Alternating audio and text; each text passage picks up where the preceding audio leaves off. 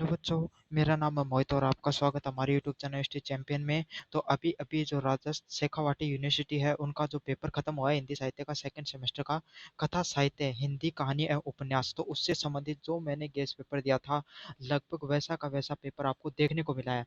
Answer की कराऊंगा, साथ के साथ ये भी बताऊंगा कौन से प्रश्न है जो मेरे द्वारा पढ़ाए गए थे और वो हूबहू हमारे पेपर में देखने को मिले हमारी क्लास से। काफी बच्चों के मैसेज आ रहे हैं, कमेंट भी दिखाऊंगा एक दो आपको। चलो शुरू करते हैं वीडियो को। इससे पहले आप चैनल को सब्सक्राइब कर दो और वीडियो को लाइक कर दो। साथ के साथ आपको भी कमेंट कर देना आपका पेपर कैसा हुआ है। पहला प्रश्न आया था, नई कहानी आंदोलन के प्रवर्तक कहानीकारों के नाम लिखिए। तो सेम टू सेम मैंने प्रश्न आपको जो शॉर्ट क्लास वाला वीडियो है जाके देख सकते हो, मैंने करवा रखा और अपनी पीडीएफ में डाल रखा था। तो मोहन राकेश है, मोहन राकेश और जो राजेंद्र यादव हैं वो क्या है, नई कहानी आंदोलन के मुख्य प्रवर्तकों में से जाना जाता है। दूसरा नंबर प्रश्न है, आचार्य रामचंद्र शुक्ल ने हिंदी के प्रथम मौलिक उपन्यास को किस नाम से जाना जाता है। तो परीक्षा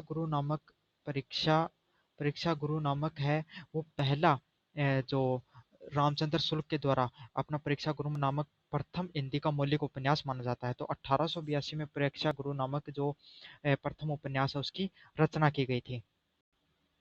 3 नंबर प्रश्न की बात करूं, मेला आचरण उपन्यास किस लेखक के द्वारा लिखा गया है। तो ये फणेश्वर नाथ रेणु के द्वारा लिखा गया है। तो ये प्रश्न आपका भाई आउट ऑफ सिलेबस या सिलेबस से बाहर जाकर पूछा था, ये वाला प्रश्न मैंने नहीं कराया था। फणेश्वर नाथ रेणु के द्वारा ये लिखा गया है। तो किसके द्वारा लिखा गया, फणेश्वर नाथ रेणु के द्वारा लिखा गया है। अगले वाला प्रश्न, हार की जीत कहानी के मूल संदेश क्या है। तो हार की जीत कहानी के मूल संदेश यही है कि हमेशा सच्चाई अच्छाई पर अच्छाई और सच्चाई हमेशा बुराई पर जीत हासिल करती है, कहानी हमें सिखाती है इंसान के अंदर इच्छाएं अच्छाइयाँ कभी भी खत्म नहीं होती है। सेम टू सेम मैंने प्रश्न करवाया था मूल संदेश वाला और बताया भी था आपको जोर करके कि मूल संदेश वाला अच्छे से कर लेना। एक आध प्रश्न देखने को मिला और देखने को भी मिला आपके सामने। अगले वाला प्रश्न है, एक टोकरी भर मिट्टी कहानी किस वर्ष प्रकाशित हुई।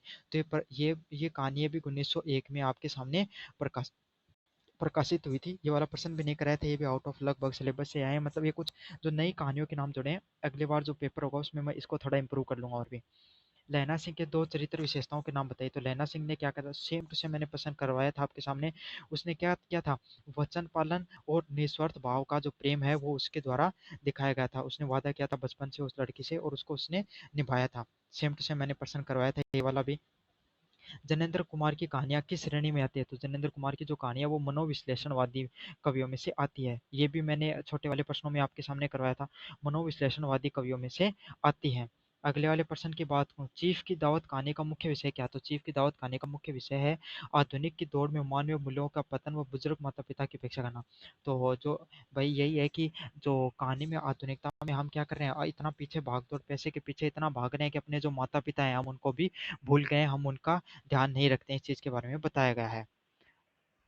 अगला वाला प्रश्न, आपकी बंटी उपन्यास के आधार पर शगुन के व्यक्तित्व की दो विशेषताएं बताइए। सेम टू सेम मैंने प्रश्न कराया था, जो जो प्रश्न सिलेबस से हैं एक भी प्रश्न मैंने पढ़ाया उससे बाहर नहीं आया है। तो उसमें क्या बताया गया था कि जो आपकी बंटी में जो महिला है वो क्या थी, आत्मनिर्भर थी, पढ़ी लिखी थी और खुद के फैसले लेने वाली थी, तथा उसका व्यक्तित्व कैसे था, संघर्षशील। मतलब वो अपने जीवन में अपने अहंकार में व्यक्तिगत फैसले लेने के लिए अपने बच्चे की खुशी को भी उसने त्याग दिया था। मनु भंडारी के दो उपन्यासों के नाम बताइए। तो कौन से हैं, महाभोज और उपन्यास, महाभोज और स्वामी। तो जो कोर्स में लगभग आपके सामने यही एकमात्र ऐसा पर्सन है जो आया है और वो मैंने नहीं कराया था, बाकी जो सिलेबस में थे सारे के सारे पर्सन मैंने कराए हैं। अब बात करेंगे जो खंड नंबर 2 की, जिसमें आपको जो व्याख्याएं करनी थी। तो पहला प्रश्न था, अब आप यही प्रॉब्लम मैंने सिलेबस में अलग डाल रखा था और पेपर अलग प्रकार से पूछा थोड़ा। हिंदी कहानी के विभिन्न आंदोलन के चर्चा कीजिए। ये वाला प्रश्न नहीं कराया था लेकिन ये वाला प्रश्न मैंने करा रखा है। भारतीय उपन्यास की अवधारणा को आपको प्रकाश डालनी है, सेम टू सेम मैंने प्रश्न कराया था। फिर बात करें सह प्रसंग व्याख्याएं की, जो आपके सामने बुद्धगुप्त से संबंधित आई एक। अगले वाली है, जिस समाज में दिन रात हालत ऐसे कुछ ना अच्छी नहीं थी, किसानों के मुकाबले वे लोग। ये वाला देखने को मिला था। गजाधर बाबू वाली थी, मैंने शायद गजाधर बाबू वाली डाली भी थी। अपने जो पीडीएफ डाली, तो पीडीएफ वगैरह आपको फ्री में मिलेंगे मेरे टेलीग्राम चैनल पे, आप जरूर से टेलीग्राम चैनल को ज्वाइन कर लेना। साथ के साथ मैंने स्पेशली बताई थी आपको कि बंटी वाली तो आप पीछे स्पेशली करके चले जाना यहाँ से, तो आपके सामने एक जरूर से देखने को मिलेगी। फिर आपके सामने जो प्रेमचंद के पश्चात जितने कवि हुए थे उन पे उपन्यास पे आपको एक लेख लिखना था।